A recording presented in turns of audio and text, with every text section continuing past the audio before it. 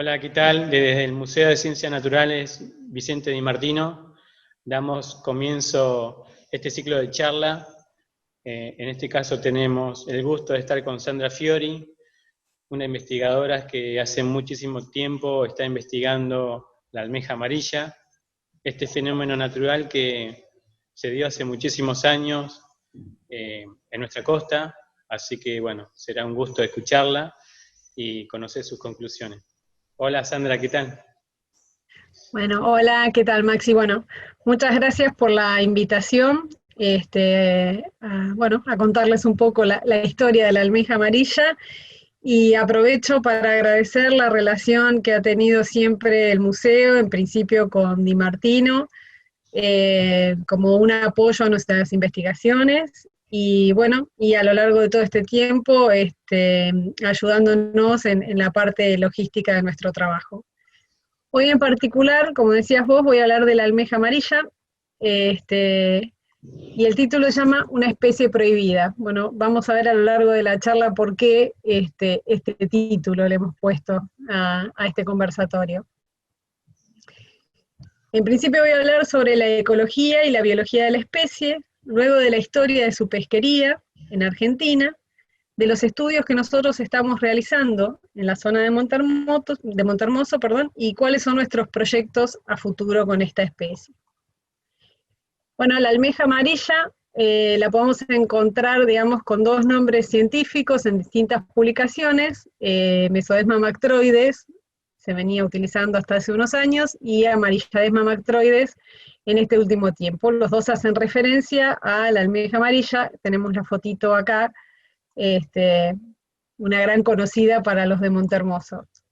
Su área de distribución va desde Brasil, ¿sí?, hasta más o menos Bahía San Blas. Es una especie típica del Océano Atlántico, es decir, no hay en otro lugar del mundo, por tanto es endémica del sur de Sudamérica y se distribuye en las playas de arena de estos tres países. Necesita no cualquier tipo de playa. Acá dice, por ejemplo, playas expuestas a la acción del oleaje, es decir, que no es una especie típica de un ambiente estuarial, es una especie típica de una playa como la de Monte, donde las olas influyen, ¿sí?, sobre el intermareal. Que tengan una pendiente suave, que tengan un grano de arena fino, es decir, es una especie muy sensible a las características ambientales del lugar. Eso hace que cualquier disturbio provoque que esta especie no pueda, por ejemplo, colonizar ese ambiente. Por ejemplo, un cambio en la granulometría, cambios en la pendiente de la playa. Es muy interesante porque es una especie que migra estacionalmente. En invierno, en verano la tenemos cerca de la línea de marea alta, es decir, cuando en general la gente está en la playa, ve los típicos agujeritos de la almeja, ¿sí?, porque migró a la zona de marea alta. Mientras que en invierno trata de protegerse de las inclemencias de la temperatura, yendo hacia la zona de marea baja, y además se entierra un poco más profundo. De esa forma atenúa un poco los cambios de temperatura. Por lo tanto, en invierno es más difícil de encontrarla que en el verano. Estas migraciones son masivas, recibe en algún momento una, una respuesta del ambiente en relación a la temperatura, y eso hace que toda la población se desplace en la línea intermareal, tanto a la zona de marea alta como a la zona de marea baja. En relación al ciclo de vida, esta es una especie que madura al año y los sexos están separados, hay hembras y machos. La fecundación ocurre en el agua, y una vez que el óvulo es fecundado y se forma la larva, esa larva vive un tiempo largo, casi un mes en el agua, hasta que se asienta en la playa, se forma un juvenil, que tendrá más o menos unos 10 milímetros, que son las almejitas que vemos en la playa, y más o menos al año llega a los 4 centímetros. Es una especie longeva, puede llegar a vivir más de 8 años, y yo acá les quería mostrar esta forma en la que nosotros descubrimos la edad y el crecimiento de una almeja. Ella va dejando un registro en las valvas de todo lo que acontece en su vida. En el primer año es donde marca los anillos más amplios, es donde más crece, y como vemos aquí tenemos una banda clara y una banda oscura. Las bandas claras, ¿sí?, tienen que ver con el verano, y las oscuras con el invierno, y a medida que pasa el tiempo esas bandas se hacen cada vez más apretadas y difíciles de ver así en la parte externa. Entonces lo que hacemos nosotros es mirar dentro de la valva esta zona, que está marcada en celeste, que se llama el condróforo, que creo que se nota bien, que también tiene un bandeado, que es exactamente el mismo bandeado que se encuentra en las valvas. Y serían, por decirlo de alguna forma, como los anillos, ¿sí?, en un árbol. Es decir, podemos saber la edad que tiene en función de cuántos anillos, ¿sí?, marcó en este condróforo. También es muy importante el rol... ¿Perdón? No. Se escucha un poquito bajo. Ah, ok, a ver. ¿Ahí se escucha mejor? Está bien, bueno, no sé si se escucha, hay ruido afuera, por eso. Está perfecto. ¿No? Bárbaro. Bueno, es muy importante el rol trófico de la almeja, ¿sí?, ya que ella se alimenta de algas y detritos, que son, por ejemplo, esta es una fotografía de algas, ¿sí?, típicas de la zona costera, y además sirve como alimento para muchas especies costeras, desde caracoles, peces, hasta aves. Así que es muy importante el ensamble que hace entre estos dos componentes, las algas, el detrito y otros organismos. Y digamos que es un nexo fundamental dentro de las cadenas tróficas costeras. Vamos a hablar un poco de esto que hacía referencia al título, una especie prohibida, en relación a su pesquería. En la década del 40 se inició la explotación económica de la almeja amarilla para la República Argentina, ya que nuestro país solo está en la provincia de Buenos Aires. Obviamente el recurso solo estuvo explotado ahí, pero inició en las playas del norte, digamos, de Mar del Plata hacia el norte. Empezó extrayéndola de forma simple, con elementos manuales como rastrillos y palas, y para la de 1946 ya se extendió la pesquería, se extendieron las playas donde se la empezó a explotar, es decir, más hacia el sur, y a su vez empezaron otros tipos de artefactos a sacar las almejas de la costa, como por ejemplo topadoras y tractores. Hoy nos parece una locura, ¿no?, esta forma poco sustentable de sacar el recurso, pero coincidió con la época posguerra, después de la Segunda Guerra Mundial, del auge de la industria de los enlatados. Argentina ingresó con esos enlatados también de mariscos al comercio, y bueno, era un producto fino, de gran valor, así que parecía que era inacabable, y parecía una buena medida esa de sacarlo en esta forma, por ejemplo, con una topadora. Eso pasó también en la costa de Montermoso.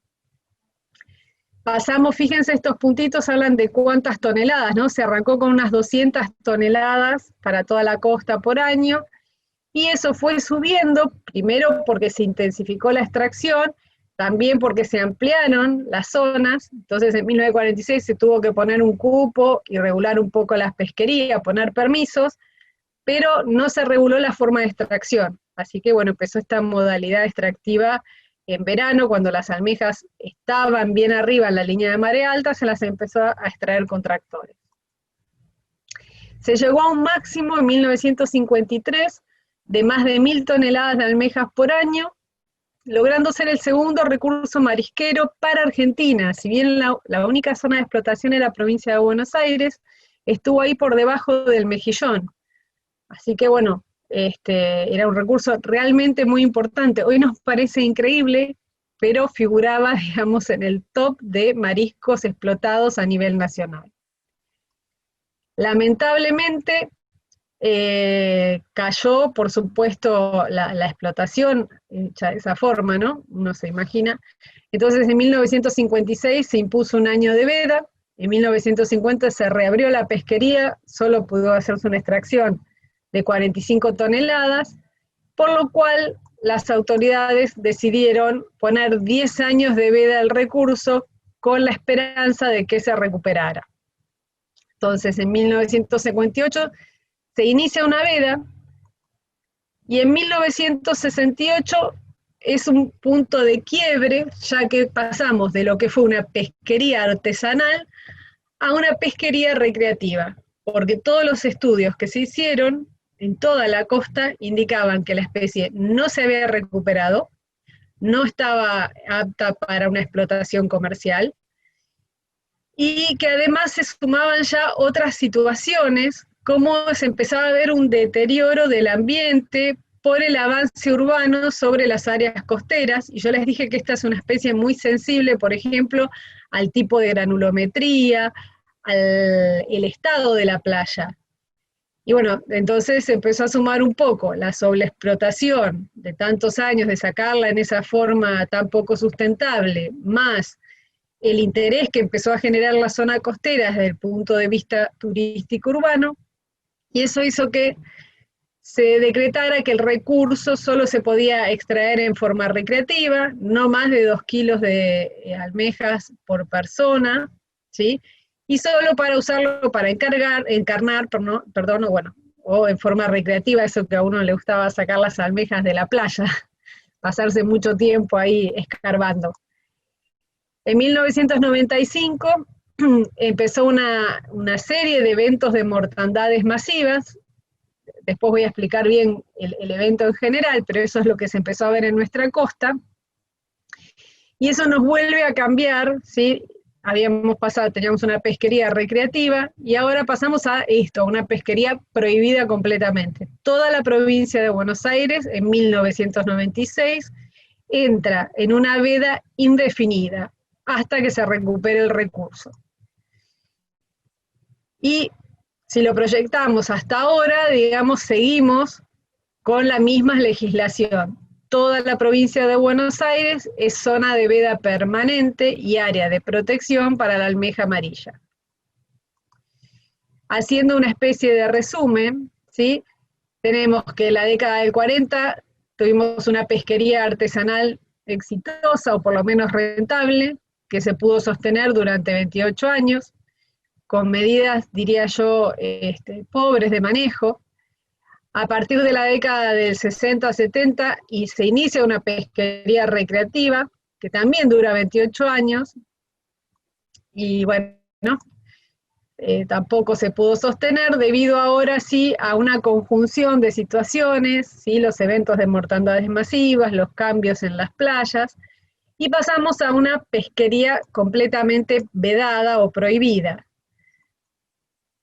Y ahora estamos desde 1996 hasta ahora, la especie pasa a ser una especie protegida, ya no hablamos más de pesquería de la almeja, ¿sí? Totalmente vedada su extracción, con riesgo a perder la población. Bueno, ¿de qué estamos hablando? ¿De Montehermoso? ¿Estamos hablando solo de la provincia de Buenos Aires? No, en realidad la mortandad de las almejas es un fenómeno preocupante, no es un caso aislado. Yo les dije que la almeja se distribuía desde Brasil, desde el sur de Brasil, hasta Bahía San Blas, en el sur de provincia de Buenos Aires. Y estas fechas que yo les pongo acá, 1993, 94, 95 y 2002, son los eventos puntuales de mortandad registrados, porque hubo investigadores en ese momento en la playa, pero en realidad la almeja en todo su rango de distribución sufrió mortandades y la llevó a esto, ¿sí? Que estábamos diciendo que para la gente de monte es tan conocido, de tener almejas a no tenerlas. 1993 en Brasil, 94 en Uruguay, 95 mi registro para Montehermoso, pero que después se extendió al resto de las playas, y 2002 para la población de San Blas, que también tuve, no sé si la suerte o la desgracia, de presenciar ambas mortandades. ¿Cuáles son las causas de la mortandad? Bueno, creo que si me lo hubieran preguntado hace unos años, estábamos siempre pensando en algún agente patógeno, en algún tipo de parásito, en algún virus, porque sabíamos algunas cosas. Ocurre en el verano, es altamente específica, es decir, solo se mueren las almejas. Estas fotos que están viendo acá al costado son de Montermoso. Nosotros en 1995 evaluamos unos 65 millones de almejas muertas a lo largo de toda la costa. De locos. Ese agente patógeno nos parecía que era muy tolerante, porque no solo fue en 1995, sino que después se fue repitiendo esas mortandades. Un poquito se empezaba a recuperar la población, otra vez aparecía una mortandad no tan grande, porque ya no llegábamos a esa cantidad de almejas, pero bueno, se morían 2 o 3 años sin almejas, y así. Hoy en día estamos pensando en otras causas que pueden estar relacionadas con cuestiones de cambio climático. Es decir, que la almeja esté en su rango de tolerancia térmica, y parece que estos fenómenos de mortandad asociados a la época estival podrían estar relacionados en realidad con cuestiones de cambio climático. En definitiva, ciencia cierta, no sabemos qué es lo que provoca las mortandades, y las seguimos investigando. Bueno, yo les voy a contar un poco cuáles son los estudios que hemos realizado, que he realizado con la almeja amarilla en Montermoso.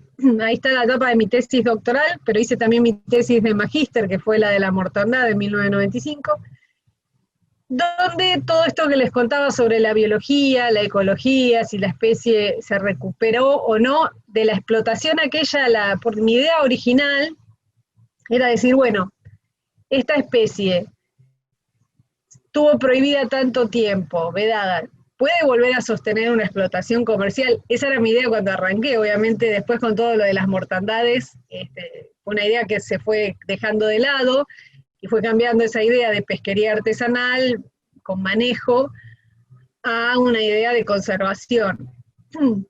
Bueno, la idea era analizar por qué había fallado el manejo, porque ustedes vieron que esa medida de veda duró muchísimos años, y sin embargo las poblaciones no se recuperaban, y era porque en realidad quizás habían faltado otras medidas acompañando, ¿sí?, a esa única medida de la veda.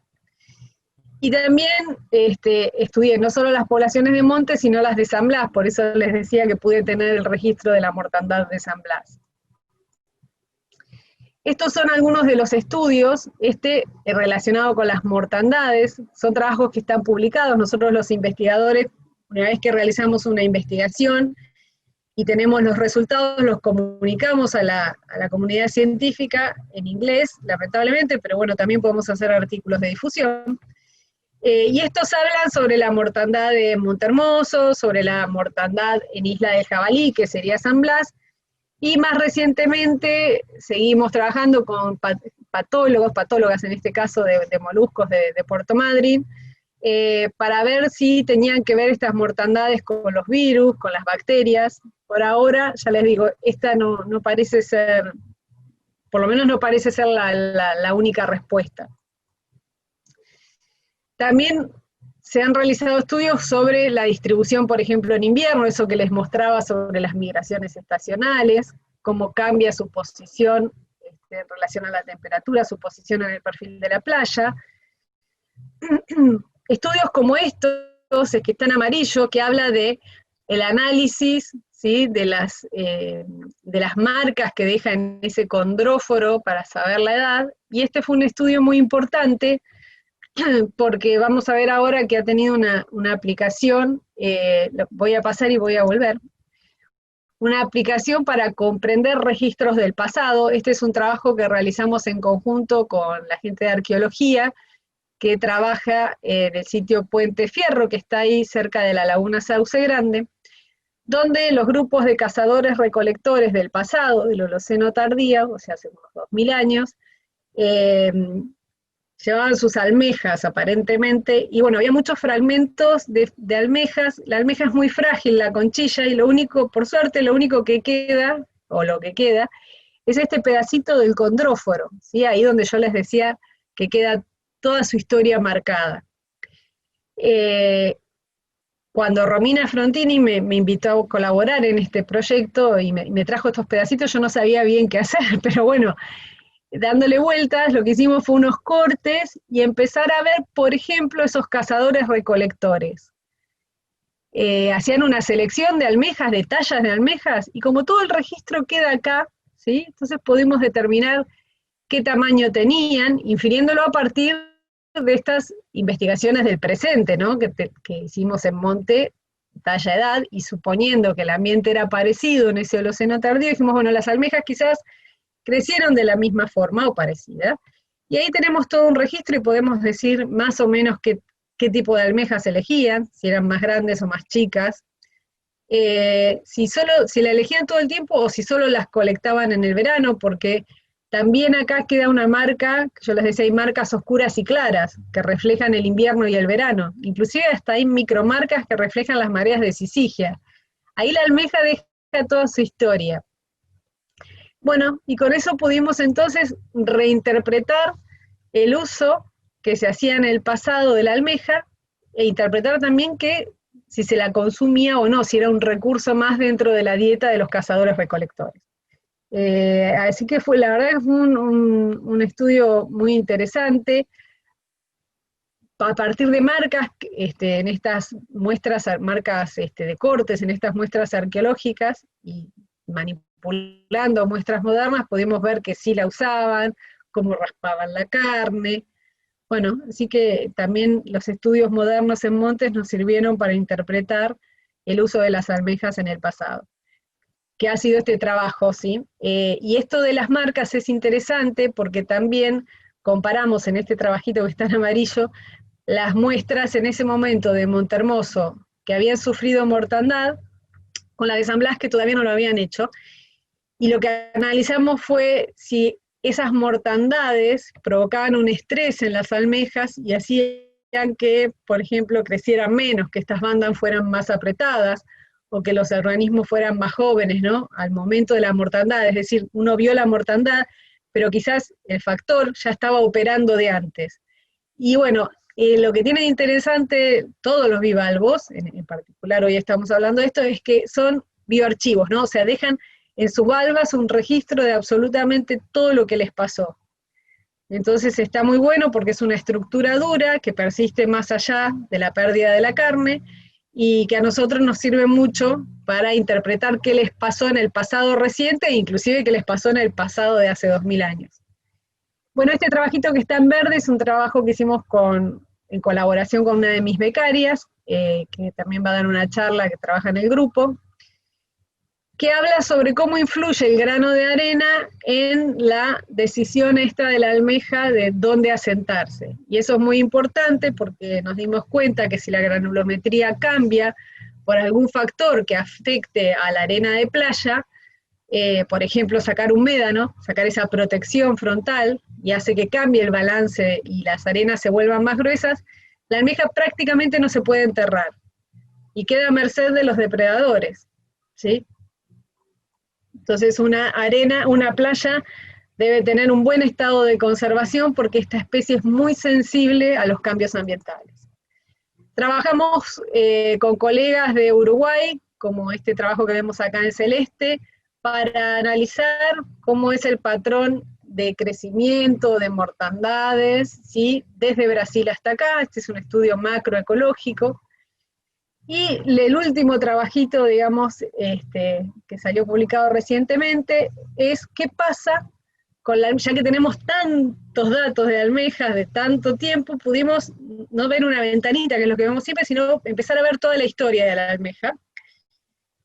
Y nos dimos cuenta que cuando la almeja está, hay especies que no están tan abundantes en la playa, y cuando ella no está, cuando sufre esas mortandades y desaparece un poco de la playa, empiezan a aparecer otros organismos, que no voy a decir nada porque van a ser de charlas posteriores a esta, pero bueno, eso hace referencia a este trabajito que está acá en amarillo. ¿Qué pasa cuando una especie dominante sufre estos fenómenos, digamos, de mortandades? ¿Qué pasa en la playa con el resto de la comunidad? ¿Qué pensamos proyectar a futuro? trabajos que involucren la especie. Bueno, en particular estoy llevando adelante un proyecto de ecología trófica de la zona costera, tanto de monte como de Pehuenco. O sea que por lo tanto vamos a empezar a ver bien cuál es el rol trófico de la almeja, que es una gran oferta de alimento cuando está. Cómo vamos a seguir trabajando en el uso de la especie en el pasado, en el Holoceno tardío, mirando las valvas, tanto las de montes como la de un sitio cercano a San Blas, otro sitio arqueológico, para ver si a través del pasado, nosotros hasta ahora lo que hicimos fue interpretar desde el presente el uso de la especie en el pasado. Lo que vamos a intentar ahora es ver si el pasado nos da alguna pista sobre por qué está desapareciendo la especie en el presente. Y sobre todo porque en las valvas también hay un registro a través de un análisis de isótopos de oxígeno, por ejemplo, de cómo era la temperatura del agua de mar en el pasado, y podemos también ver cómo eran las poblaciones y a ver si estas muertes están relacionadas con el cambio climático. Bueno, ese es un proyecto a futuro muy interesante. Y seguir analizando estos ciclos de resurgencia, es decir, como seguimos con muchos proyectos en la playa, podemos, y la almeja a veces está y no está, podemos hacer esto, cuando está, analizar qué pasa con ella, y cuando no está, qué pasa con el resto de las especies, seguir en esas líneas. La idea siempre tendiente a conservar la especie, digamos, a proponer medidas que mitiguen la desaparición de esta especie, que como vimos fue una especie muy importante, inclusive en el pasado, en el Holoceno, parece un recurso importante, pero en nuestro pasado reciente, ¿sí? En menos de 50 años, ha sido la historia de un recurso muy importante, que ha sido casi top en mariscos para nuestro país, ha sido sobreexplotado, nunca pudo salir de esa situación, y a eso se empiezan a solapar quizás otros problemas ambientales, incluido el de cambio climático. Bueno, entonces la idea sería poder empezar a armar todo este rompecabezas, o seguir armándolo, no empezar, sino seguir aportando información y relacionándonos con otros grupos de Sudamérica que también trabajan con la especie, para poder proponer un plan de conservación de la especie. Bueno, eso ha sido todo. Espero que les haya resultado interesante.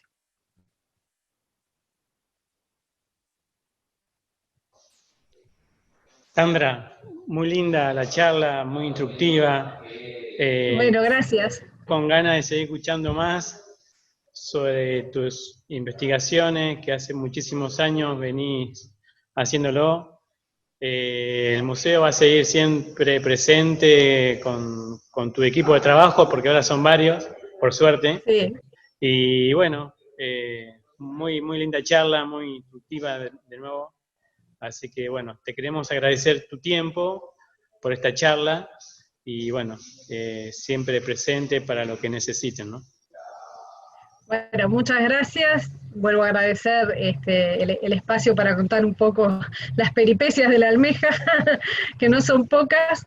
Yo digo que es una de las pocas especies carismáticas, ¿no? Uno dice esas especies, siempre piensa en las ballenas, de las especies marinas, los delfines, pero bueno, la almeja, para el que vive en la costa de Montehermoso, de provincia de Buenos Aires, esa sensación de poder sacarla, ya comerla no podemos, pero bueno, creo que es uno de los, sin lugar a duda, uno de los invertebrados más relacionados con la historia de la gente de la costa. Así que bueno, ojalá podamos darle una manito para que siga estando en la costa. Sí, no, y aparte es una pregunta frecuente que hace la gente cuando visita el museo o cuando hay alguna iniciativa de la parte educativa en las escuelas, ¿no? Siempre está muy presente la almeja amarilla. Por eso que muchas veces surgen proyectos de feria de ciencia y demás, así que tu trabajo ha sido muy, muy bueno a lo largo de estos años, y sos la referente, así que siempre vamos. Bueno, me alegro. Bueno, cualquier duda, nada, cuando necesiten también para las escuelas, que nos encanta siempre trabajar, ahí tendrán el contacto a través tuyo para que se comuniquen con nosotros. Y bueno, y esta así colaboramos. Que teníamos con la población en general de Montehermoso, ¿no? Es dar a conocer los trabajos, en este caso tuyo, que hace mucho tiempo que venís investigando esta especie, y bueno, así que bienvenido sea que la comunidad de a poquito vaya sabiendo de los trabajos, ¿no? Así que bueno, Bien. muchísimas gracias por tu tiempo. Bueno, Así que el museo siempre a disposición, en este caso, bueno, tu equipo, que son varios. Por suerte, bueno, con el correr de los días van a aparecer, van a participar también tu grupo de trabajo, así que muy encantado con los trabajos que vienen haciendo. Y del museo, bueno, difundir, ¿no? Que esa es una de las funciones que tienen los museos, ¿no? Transmitir los sí. conocimientos que hacen ustedes, los investigadores. Bueno, muchas gracias y éxitos en la propuesta. Sandra, saludos. Hasta luego.